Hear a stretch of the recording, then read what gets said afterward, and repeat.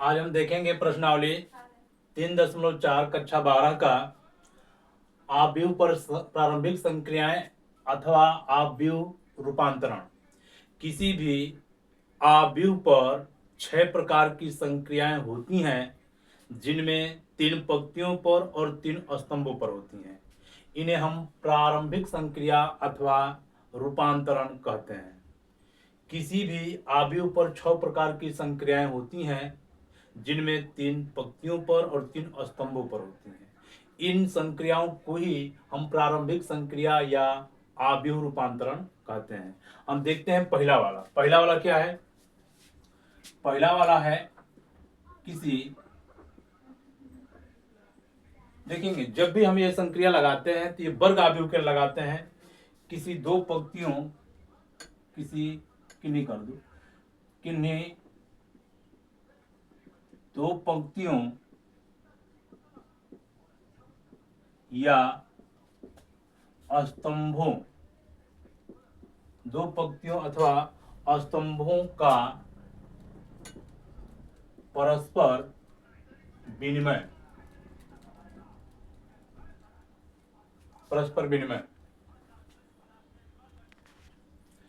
किसी आव्यूह की दो पंक्तियों अथवा दो स्तंभों को परस्पर क्रम विनिमय किया जा सकता है। यानी दो स्तंभ में या दो पंक्तियों में पहली पंक्ति को दूसरी पंक्ति में, दूसरी पंक्ति को पहली पंक्ति में, या पहली को तीसरी में या तीसरी को पहली में, ऐसे ट्रांसफर कर सकते हैं।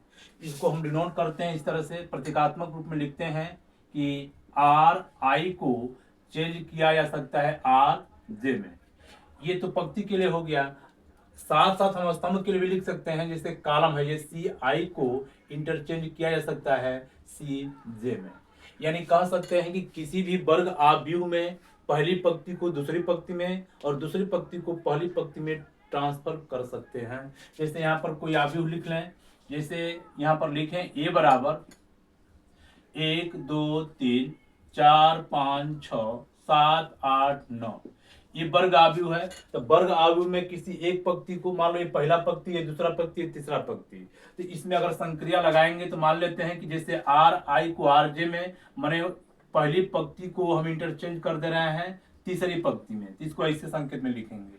तो देखो इस आव्यूह का मान हो जाएगा, जैसे पहला वाले को तीसरे में बदलना है तो तीसरे वाले को पहला की जगह बदलेंगे तो यहाँ पर हो जाएगा 7 8 9, और ये हो जाएगा यहाँ 1 2 3, और इसमें कोई बदलाव नहीं होगा, ये जहां है वही रह जाएगा। यानी पहले के स्थान पर तीसरे को, तीसरे का स्थान पर पहले को बदल सकते हैं। इसी तरह से स्तंभों में भी कर सकते हैं। जैसे कोई वर्ग आव्यूह दिया गया है, मान लो 1 2 3 4 5 6 7 8 9, अब इसमें संक्रिया लगाना है, सी आई को सी जे में बदलना है। तो इसका मतलब कि मान लेते हैं कि पहली पंक्ति को मान लेते हैं कि पहले स्तंभ को दूसरे स्तंभ में, तो यहाँ पर इसका मान हो जाएगा, पहले वाले की जगह पर दूसरा वाला लिखेंगे 2 5 8, और दूसरे वाले पर पहला लिखेंगे 1 4 7, ये अपनी जगह पर उतर जाएगा 3 6 9। यानी कह सकते हैं कि किसी भी वर्ग आव्यूह के दो पंक्तियों अथवा दो स्तंभों को परस्पर क्रम विनिमय किया जा सकता है। इनको शब्दों के रूप में हम लोग लिख दे रहे हैं। ये पहली संक्रिया हो गया, किन्हीं दो पंक्तियों स्तंभों पर परस्पर विनिमय। किसी भी आव्यूह की आवी तथा जेवी पंक्तियों के परस्पर विनिमय को प्रतीकात्मक रूप में आर आई आर जे तथा स्तंभ वाले के लिए आई सी जे के रूप में परिवर्तित कर सकते हैं। तो यहाँ पर पहला प्रमेय है कि किसी भी वर्ग आव्यूह के दो पंक्तियों को दो स्तंभों में, दो पंक्तियों को क्रमशः परिवर्तित किया जा सकता है, या दो स्तंभों को हम क्रम विनिमय यानी परस्पर परिवर्तित कर सकते हैं। ये पहला प्रगुण हो गया। अब हम दूसरा प्रगुण देखते हैं। दूसरा प्रगुण क्या है? तो दूसरा प्रगुण में किसी भी वर्ग आव्यूह के पंक्ति अथवा स्तंभ में एक अचर पद से गुणा किया जा सकता है। तो जब ये गुणा करेंगे तो इस संक्रिया को लिखते हैं। दूसरा है किसी पंक्ति या स्तंभ के अवयवों का एक शून्येतर संख्या से गुणा। किसी भी वर्ग आव्यूह के किसी एक पंक्ति अथवा एक स्तंभ में एक अचर संख्या से, अचर संख्या को जीरो से नहीं, जीरो को छोड़ करके किसी अचर संख्या से हम गुणनफल कर सकते हैं। इनको प्रतीकात्मक रूप में लिखेंगे, जैसे आर आई है तो इसमें हम लोग किसी अचर पद से मान लो के से गुणा करके आर आई के रूप में लिखा जा सकता है। इनको आर आई के रूप में लिख सकते हैं, आर आई के रूप में लिख सकते हैं, ये आई है, आर आई के रूप में लिख सकते हैं। और स्तंभ वाले के लिए सी आई को हम इंटरचेंज कर सकते हैं के गुणित सी आई में। यहाँ पर एक उदाहरण देते हैं, कोई वर्ग आव्यूह लिख लें। जैसे वर्ग आव्यूह ए बराबर लिखा जाए, मान लो 1 2 3 कुछ भी लिख लो, यहाँ पर मान लो इस तरह से लिखा जाए। तो इसमें किसी भी पंक्ति में, चाहे पहली पंक्ति, दूसरी पंक्ति, तीसरी पंक्ति, किसी भी पंक्ति में एक अचर संख्या से गुणा कर सकते हैं। जैसे हम लोग संक्रिया यहाँ लिख दे रहे हैं कि संक्रिया जो आर आई है, यानी आर वन को मान लो 1 को बदल रहा है, हम मान लेते हैं कि 2 से गुणा करके आर 1 में बदल रहा है, यानी पहली वाली पंक्ति में 2 से गुणा कर दिया जाएगा। तो ये मान बन जाएगा, पहली पंक्ति में 2 से गुणा करना है, 2 एकम में 2, 2 दूनी के 4 और 2 तिहाई 6, बाकी सब ऐसे ही उतर जाएगा, 5 6 7 1 3 5। ये इस संक्रिया का मतलब हुआ। अगर इसी तरह से इसको लगाएंगे, जैसे कोई वर्ग आव्यूह लिख दें, ए बराबर मान लो लिख दें 2 3 5 1 3 4 1 2 6, मान लो इस तरह से लिखा जाए। और संक्रिया मान लो कि हम लगा दें कि C2 को बदल दें मान लो 3C2 में, यानी दूसरे स्तंभ को 3 से गुणा करके लिखना है। तो दूसरा स्तंभ है ही है, इस तरह से पंक्ति होता है, इस तरह से स्तंभ होता है। तो ये मान बन जाएगा, ये हो जाएगा 2 1 2। अब इसमें 3 से गुणा करना है, 3 लिखना 3 लिखना, 3 दूनी के 6, ये 5 ये 4 ये 6। तो यहाँ पर इस बात को लिखा गया, किसी भी वर्ग आव्यूह के किसी पंक्ति अथवा किसी स्तंभ में एक अचर पद से गुणा किया जा सकता है। ये दूसरा वाला हो गया। अब इसका इस तरह से हम लोग मान लिख देते हैं। इस संक्रिया को लिख सकते हैं कि किसी वर्ग आव्यूह की आवी पंक्ति के प्रत्येक अवयव का किसी शून्येतर संख्या के से गुणन को प्रतीकात्मक रूप में आर आई को के आर आई द्वारा निरूपित किया जा सकता है। इसी प्रकार स्तंभ को सी आई का के सी आई द्वारा निरूपित कर सकते हैं, जिसे इसके पहले हम लोग लिखे हैं। अब तीसरा प्रमेय देखते हैं। तीसरा प्रमेय क्या है? तीसरा प्रमेय है कि किसी भी पंक्ति अथवा स्तंभ के अवयव में किसी अन्य पंक्ति अथवा स्तंभ के संगत अवयवों को एक शून्येतर संख्या से गुणा करके जोड़ना। कोई भी वर्ग आव्यूह हो, उसकी किसी एक पंक्ति में किसी अन्य दूसरी पंक्ति के अचर पद से गुणा करके जोड़ते हैं। जैसे यहाँ पर लिखेंगे, इनको प्रतीकात्मक रूप में लिखा जाएगा कि आर आई जो है इंटरचेंज हो जाएगा, इस आर आई में किसी संख्या से गुणा करेंगे किसी दूसरे वाले में, मान लो दूसरे पंक्ति में गुणा करके जोड़ देंगे, ये प्रतीकात्मक रूप हो जाएगा। और स्तंभ के लिए लिखेंगे सी आई जो है इंटरचेंज हो जाएगा, ये सी आई में किसी दूसरे पंक्ति में सी जे वाले में किसी अचर पद से गुणा करके हम जोड़ घटा सकते हैं। इस प्रमेय को यहाँ पर लिखा गया है। हम उदाहरण देते हैं इसका। जैसे ए बराबर लिखा जाए, यहाँ पर 1 2 3 4 5 6 7 8 9। यहाँ पर अगर हम बात कर लें, यहाँ संक्रिया लगा दें R1, ऐसा हो R1 को लिख सकते हैं R1 प्लस अगर 2 R2 कर दें, तो यहाँ पर इसका मतलब कि पहले वाले पंक्ति में हम दूसरे वाले पंक्ति में 2 से गुणा करके जोड़ दे रहे हैं। तो जब इस चीज को जोड़ा जाएगा तो इस संक्रिया को हम लोग लिख सकते हैं ए बराबर मैंने गुणा करने पर हो जाएगा R1 में, मैंने पहला वाले में इससे 2 से गुणा करेंगे, 2 चौके 8 और 1 9 हो जाएगा। 2 से इसमें गुणा करेंगे, 2 5 10, 10 और 2 12 हो जाएगा, 2 6 12, 12 3 15 हो जाएगा, बाकी सब वैसे उतर जाएगा। 4 5 6 7 8 9, इस संक्रिया का मतलब होगा। अब यहाँ पर देखते हैं, अगर स्तंभ वाले के लिए जैसे मान लो ए बराबर कोई लिख दिया जाए 2 3 4 1 2 6 5 1 3, और यहाँ पर लिखा जाए C2 मान लो लिखा जाए, इस बार C2 ऐसा हो कि C2 में अगर हम मान लो 2 C3 कर दें, तो क्या लिखेंगे, इनको समझेंगे। इस चीज को लिखा जाएगा, ये C1 तो ऐसे उतर जाएगा, ये C1 ये C2 ये C3, ये 2 1 5। C2 को बदलना है तो C2 में क्या बदलना है, C3 में 2 से गुणा करना है। तो 2 से गुणा करेंगे, 2 चौके 8, 8 3 11 हो जाएगा। 2 से गुणा करेंगे, 2 छक्का 12, 12 और 2 14 हो जाएगा। 2 से गुणा करेंगे, 2 3 6, 6 और 1 7 हो जाएगा। ये बाकी सब वैसे उतर जाएगा। इस संक्रिया को हम लोग प्रतीकात्मक रूप में ऐसे लिख सकते हैं। इनको देखो कैसे बोलेंगे, किसी भी वर्ग आव्यूह के किसी एक पंक्ति में किसी अन्य पंक्ति में अचर पद से गुणा करके जोड़ना, या स्तंभ के लिए बोलेंगे किसी वर्ग आव्यूह के किसी स्तंभ में किसी दूसरे स्तंभ में अचर पद से गुणा करके जोड़ना, इसको कहते हैं तीसरी संक्रिया। तो यहां पर हम पढ़ चुके हैं कि आव्यूह में 6 प्रकार की संक्रियाएं होती हैं, 3 पंक्तियों पर और 3 स्तंभों पर। इसको ही हम कहते हैं आव्यूह का प्रारंभिक संक्रिया या आव्यूह रूपांतरण। ये तीनों हो गया। अब इसको प्रतीकात्मक रूप में लिख दिए। अब इसको शब्दावली यहां पर लिख देते हैं। किसी आव्यूह की आव्यूह पंक्ति के अवयवों में जेवी पंक्ति के संगत अवयवों को शून्येतर संख्या k से गुणा करके जोड़ने की प्रतीकात्मक रूप में इतना और स्तंभों को इतना रूप में निरूपित करते हैं। इसको हम लोग पढ़ चुके हैं। अब यहाँ पर हम देख पा रहे हैं कि ये संक्रिया छोटे हो गया। अब इनको संकेत के रूप में केवल यहाँ पर हम दिखा दे रहे हैं कि किसी भी वर्ग आव्यूह के पंक्तियों को परस्पर ट्रांसफर कर सकते हैं। यानी पहला प्रगुण इसे लिख सकते हैं। पहला प्रगुण है कि आर आई को इंटरचेंज कर सकते हैं किसमें, आर जे वाले में। दूसरा वाला देखेंगे, दूसरा वाला हो सकता है कि किसी भी पंक्ति में अचर पद से गुणा कर देंगे, जैसे आर आई में हम के से गुणा कर लें, किसी भी अचर पद से गुणा कर सकते हैं। तीसरका वाला देख सकते हैं। तीसरका वाला में किसी भी पंक्ति में मान लो कि ये पंक्ति आर आई में किसी दूसरे पंक्ति में के से गुणा करके इनको व्यक्त किया जा सकता है। ये पंक्तियों पर संक्रिया हो गया। अब स्तंभों के लिए संक्रिया देख लेते हैं। वही चीज रहेगा, ये पंक्तियों के लिए या स्तंभों के लिए जैसे आर आई था तो वहां सी हो जाएगा। सी आई को इंटरचेंज किया जा सकता है सी जे वाले में। दूसरा सी आई को हम इंटरचेंज कर सकते हैं के गुणित सी आई वाले में। तीसरा देखते हैं, ये सी आई में अगर हम लोग सी आई में के गुणित सी जे से गुणा करके जोड़ सकते हैं। ये संक्रिया हो गया।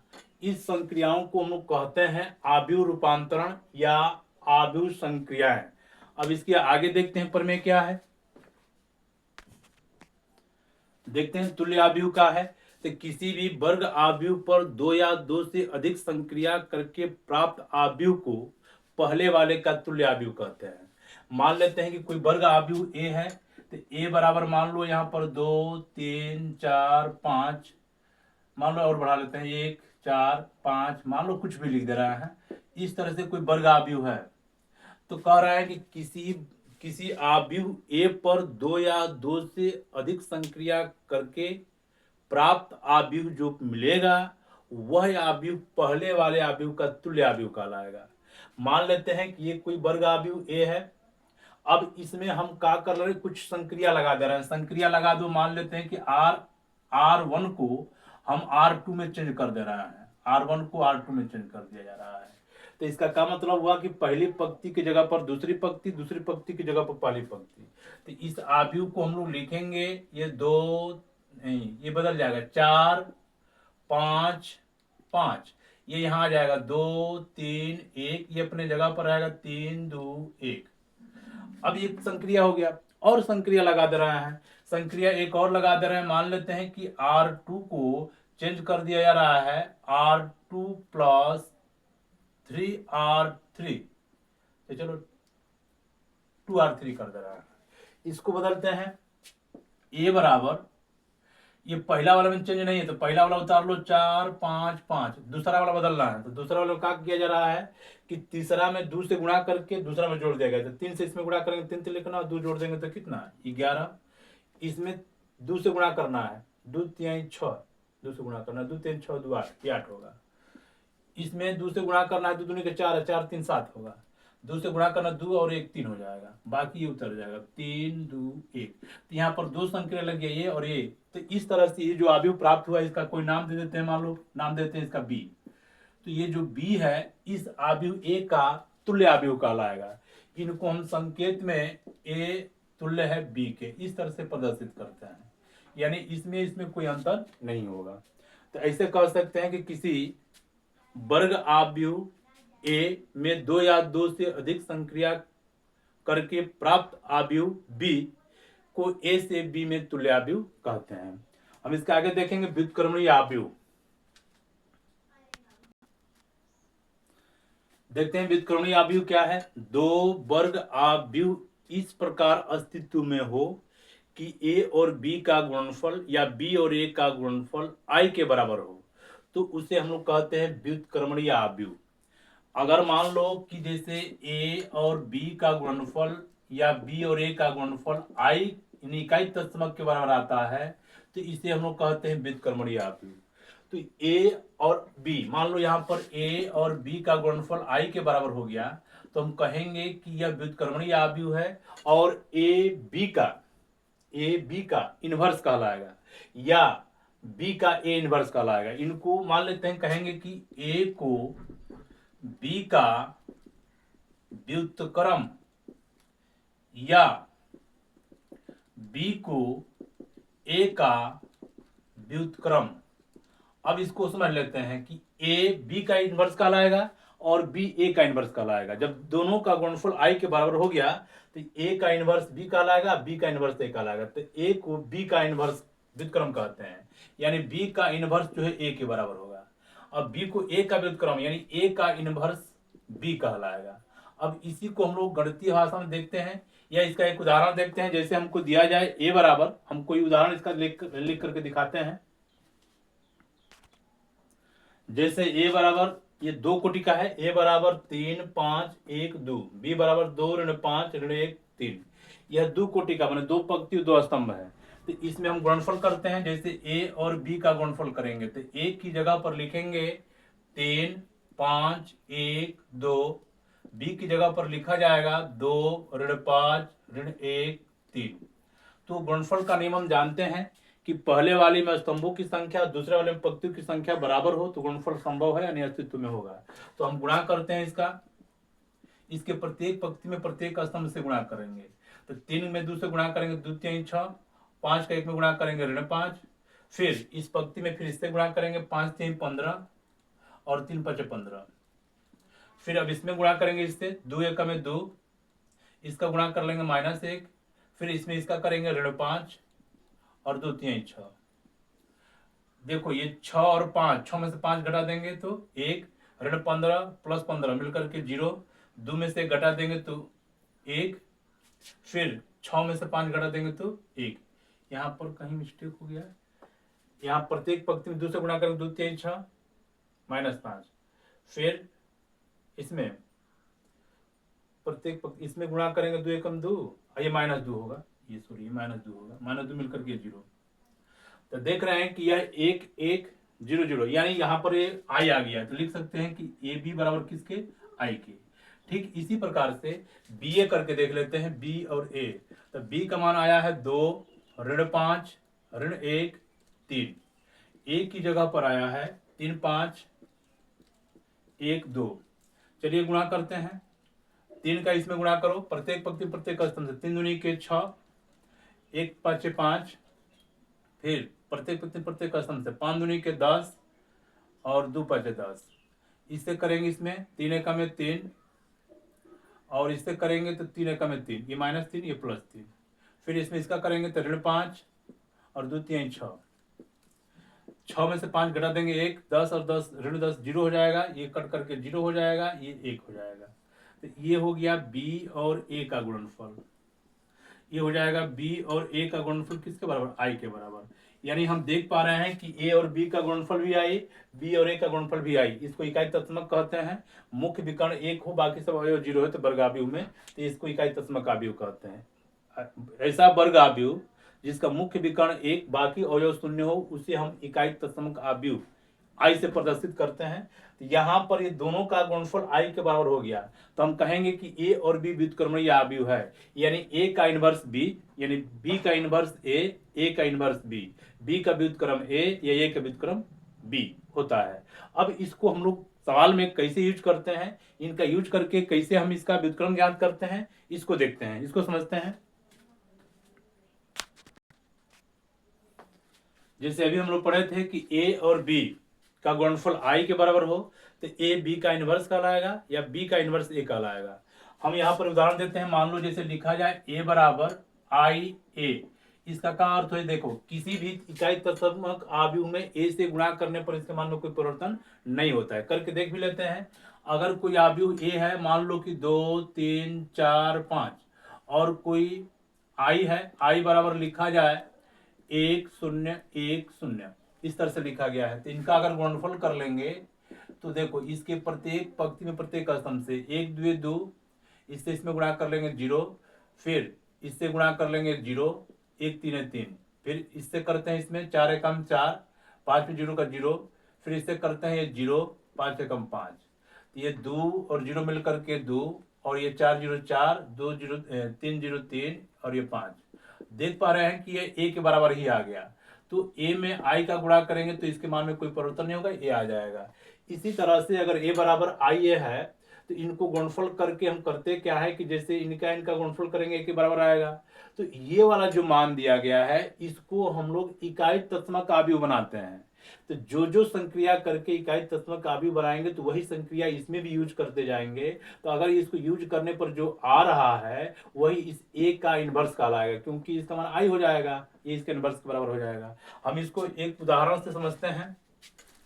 मान लो कि हमको दिया जाए, एक उदाहरण दिया जाए 2 1 ऋण 3 5, 2 1 ऋण 3 5, ये कोई वर्ग आव्यूह है, इसका नाम दे दे रहा है ए। तो यहां पर बोल रहा है कि ए बराबर आई ए करेंगे, यानी ए जो मान दिया गया है ये आ गया है 2 1 ऋण 3 5, और इसकी जगह पर लिखेंगे 1 0 0 1, और इस ए को रहने देंगे। अब यहां पर देखेंगे ये आई और ए का गुणा करेंगे इसके बराबर आएगा। कहने का मतलब कि ये जो मान है इसको हम आई के रूप में बदलेंगे, और ये जो मान संक्रिया लगा कर बदलेंगे तो यहां भी संक्रिया लगाएंगे तो जो मान आएगा, ये मान लो बी है, ये ए है, तो बी और ए का गुणनफल है आई के बराबर हो जाएगा। तो बी यही वाला ए का इनवर्स कहलाएगा। इसी को हम गणितीय रूप में देखते हैं। तो यहां पर इसको इकाई तत्समक आव्यूह बनाना है, यानी इसको 1 0 0 1 बनाना है। तो यहां पर इसको बनाने के लिए यहां पर पहले एक आना चाहिए। तो हम लोग 6 संक्रिया जानते हैं, 3 पंक्तियों पर 3 स्तंभों पर। तो संक्रिया जब पंक्ति वाला लगाएंगे तो पंक्ति वाला संक्रिया लगाते चलेंगे, संक्रिया जब स्तंभ पर लगाएंगे तो स्तंभ वाले लगाते चलेंगे। तो यहाँ पर देखेंगे अगर यहाँ पर एक कब आएगा, यदि इसको यहाँ कर देंगे तो यहाँ एक आ जाएगा। तो हम यह संक्रिया लगा ले रहे हैं, संक्रिया का कर दे रहे हैं सी, देखो यहाँ पर C1 को बदल दे रहा है C2 में, C1 को बदल दिया जा रहा है C2 में। C1 C2 को जब बदलेंगे तो ये वाला यहां चला जाएगा, ये 1 और 5, ये 2 और ऋण 3। तो जब ये संक्रिया यहां लग गया तो संक्रिया यहां भी लगाएंगे, ये वाला उठ के यहां जाएगा 0 1 1 0 1 और 1 0, एक को लिखते रहेंगे। अब यहां पर देखेंगे यहाँ 1 हो गया, यहां पर हम लोग 0 बनाना है। तो 0 यहाँ कैसे बनेगा इस चीज को हमको ध्यान देना है। ये जीरो कब आएगा, अगर इसमें 5 से गुणा करके इसमें से घटा दें, 5 से गुणा करके इसमें से घटा देंगे तो यहाँ पर 0 आ जाएगा। अब इस चीज को देखो कैसे कर रहा है, यहाँ पर 5 से गुणा करो तो यहाँ संक्रिया में क्या लिखेंगे, यहाँ पर अच्छा एक काम करो स्तंभ को ही बनाना है, तो स्तंभ ये C2 है, इसी को 0 बना लो। तो इसमें क्या कर ले रहा है कि ये C2 के जगह पर हम C2 में से इसमें 2 से गुणा करके घटा देंगे, 2 C1 कर देंगे तो घट जाएगा, तो 0 हो जाएगा। चलो इस संक्रिया करते हैं। ये C2 को बदलना है, इसको उतार ले रहे हैं 1 और 5, इसमें क्या करेंगे C2 मैंने 2 में से इसमें 2 से गुणा करके घटाएंगे तो 0 आ जाएगा। ये -3 है, इसमें 2 से गुणा करेंगे तो 2 5 10, 10 को इसमें से घटाएंगे तो 10 और 3 कितना हो जाएगा 13, ये ऋण 13 होगा। इसमें से घटाना है, ऋण 13 हो जाएगा। अब यहाँ से भी करेंगे वही चीज।